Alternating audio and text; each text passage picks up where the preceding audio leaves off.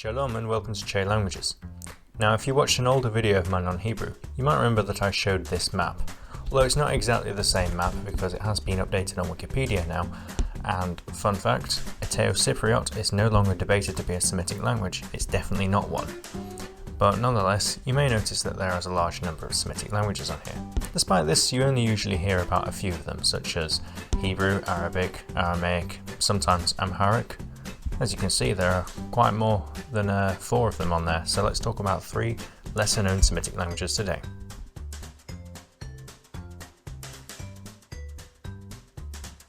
This backdrop might be instantly recognizable to some people, as these trees are an endemic species on an island which has a huge biodiversity for its size. In fact, there are thousands of endemic plants and animals to exist on this island, giving some rise to a theory that it might be the site of the original Garden of Eden from the Bible. I don't quite believe in that theory myself, but I do believe in languages. And on this island, called Soqotri, we have its own unique language, Soqotri. Here is the unofficial flag. It's technically the flag of the Mahra Sultanate, which was a historical country which presided over the island. But it seems to be somewhat used for Soqotri today, though not in any official capacity. And then here's a map of the South Arabian languages. As we can see, Soqotri is on an island off the coast of Arabia. It's also spoken on the islands that are around Soqotri as well, but Soqotri has the largest population and of course it's the biggest island. Much like its biodiversity and its endemic species, there is an endemic native people there. There are South Semitic people, instead of being an Arab Semitic people, who speak their own language. So in Soqotri itself, it's called Metal di Soqotri. It has 70,000 speakers, which is fairly surprising given that it has no official protection by the government, which is Yemen by the way, nor has it got any sort of recognition at all. It's an Eastern South Semitic language, which includes some of the other languages that were on that map before, such as Mahri.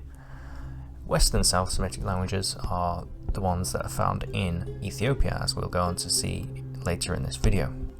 Rather surprisingly, Soqotri has 5 distinct dialects. For saying it's a small island with not many speakers, it's quite interesting that there are some distinct features between them. And talking of which, let's take a look at the phonology. I find it interesting that it has the Welsh L, the sound. This is fairly rare for languages across the board, especially Semitic languages. Some scholars argue that Biblical Hebrew, or rather ancient Hebrew that came before then, had this sound, although I am dubious of this claim myself. There's also this sound, which is another rare sound. I cannot make it myself. And like many Semitic languages, it still keeps this sound, which is like an H but further back in the throat. Like that. It was also found in Hebrew at one point. However, it elided and became the letter chet, historically pronounced het. Then for the vowels, we have a surprising amount of variation for a Semitic language, including this, the one I like to call the Scandinavian O in my videos, and these nasal vowels, which apparently only occur in 1 word each in the entire language. Still, this is quite a few more vowels than what you would normally expect to see in most Semitic languages, especially Arabic, which has 3.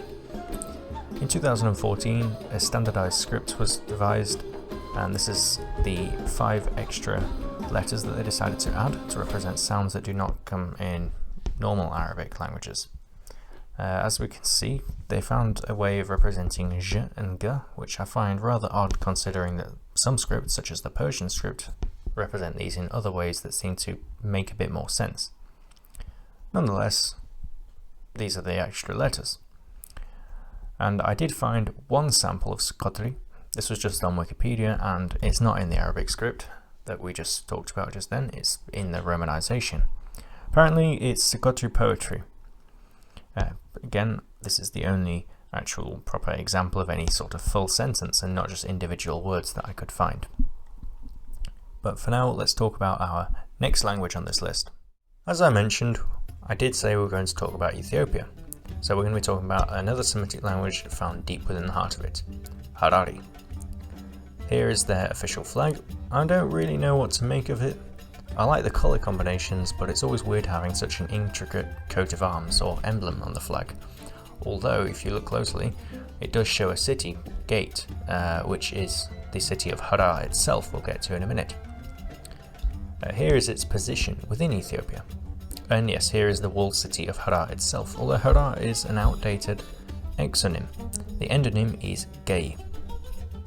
So Harari, it is called Harari or Gay Sinan. As I said, Gay is the endonym for the city. It has 25,210 speakers, which isn't that many, although there are efforts to preserve it, and there is a Harari diaspora in other countries outside of Ethiopia who are particularly proud of their language. It's a Western South Semitic language. As we talked about, the Western South Semitic languages are found in Ethiopia, whereas the Eastern ones are found in South Arabia. Unfortunately, I could not find any phonology charts. However, I found the scripts, and that does show the sounds, so you can pause the video and have a look at them if you want to know the phonology of Harari. It was originally written in the Arabic script due to Islam. However, at one point the Ethiopian government made a change and decided to start writing all their languages with the Ge'ez script, so a modified Ge'ez script was formed for Harari. However, as I'm sure you can instantly just see from how many characters there are, it's not easy. You have to memorize each letter of the syllabary. So there was also a Latin script devised fairly recently in history, a couple of decades ago now, and here you can see it's much more clear, a much better way of representing the language with much fewer letters. There's some interesting combinations, such as this, and I like the way that they represent the dental fricative. That's quite clever. But this is how most people, especially in the Harari diaspora, write the language. So let's take a look at sample text for Harari. Here in the Ge'ez script, and then here again in the Latinization. This is what it looks like. Now, if we have any Amharic speakers in the comments, please do let me know how mutually intelligible this is with your language. Apparently, some of the nearby languages, such as Azai and Seilte, which are other Semitic languages, are fairly mutually intelligible with Harari. Now, that script doesn't really mean too much to me, but I did see some of the numbers in Harari. The number 1 is Ahad, the number 3 is Shi'ishti, the number 5 is Hammisti, 10 is Asir, 11 is Asir Ahad, 40 is Arbin, and 1,000 is Alfi. And these stuck out to me as a Hebrew speaker because they sound very similar to their Hebrew equivalents. So the number 1 in its masculine form in Hebrew is Echad, so you still have that D at the end. The feminine equivalent is Achat, which follows the vowels more closely. The number 3 is Shalosh, which doesn't sound too similar to Shi'ishti, but you can see where it's sort of linked. Same story for Chamesh, which again doesn't sound a lot like Hamisti, but you can kind of see how you can get from Hamisti to Chamesh. And then Eser instead of Asir, and then instead of Asir Achat, you have Esre Achat for 11. The number 4 in Harari itself sounds nothing like the number 4 in Hebrew, but the number 40, which is Arbin, sounds a whole lot like Arba'im. And finally, the number 1,000 is Arfi, and that's very, very similar to Hebrew's Elef.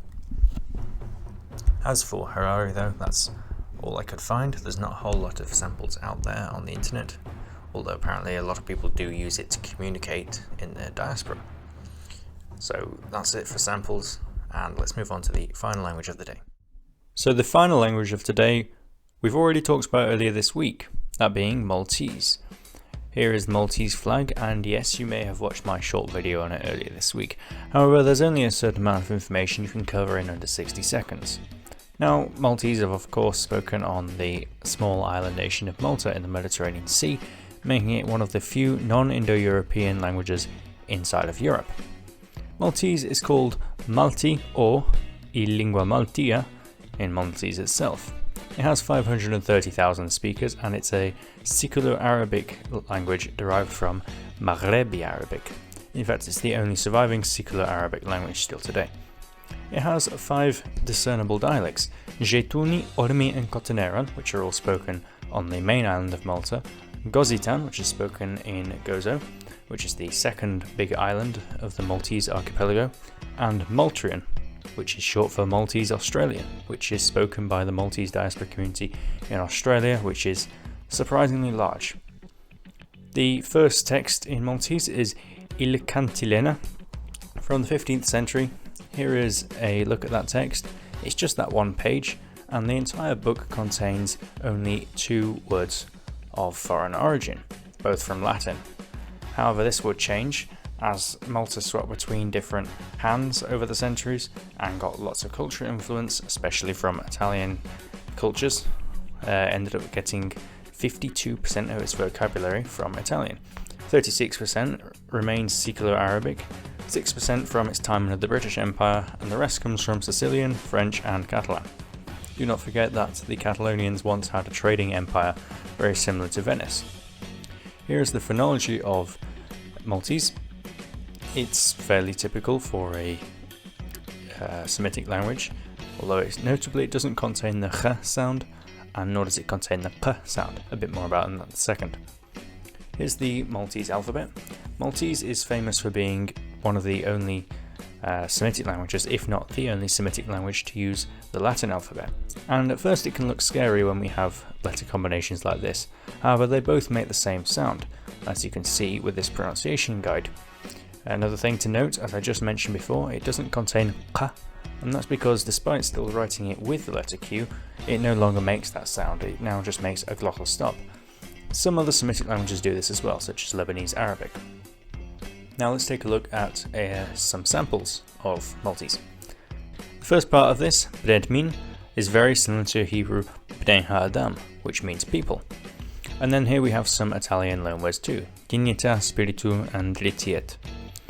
Now the next text is more interesting to me, and this is from a convention on European rights, and it's actually the same text twice. However, the one on the left uses as many Semitic derived words as possible, and the one on the right uses as many Italian loanwords as possible. Now you'll spot both Semitic words and Italian words in both texts, because the language just cannot function without them. That's how intertwined they are.